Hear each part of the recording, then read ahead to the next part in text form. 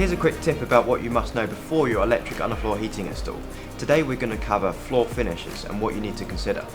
Now you could have a wide range of floor finishes, from tiles to stone to carpet to wood to vinyl.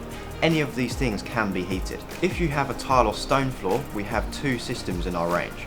There's a mesh system for any of your general installations, and we have a membrane system for anywhere you need decoupling or waterproofing. If you're choosing a wood, carpet or vinyl floor, we have a foil system, which is a floating system and completely dry lay. This means you don't have to have any wet trades. A couple of key points here is that if you're having a wooden floor, you need to check with the manufacturer that it is actually compatible with underfloor heating. And if you're having carpet, you need to make sure that your carpet and underlay combined does not exceed 2.5 TOG. Find out more information at www.thermosphere.com.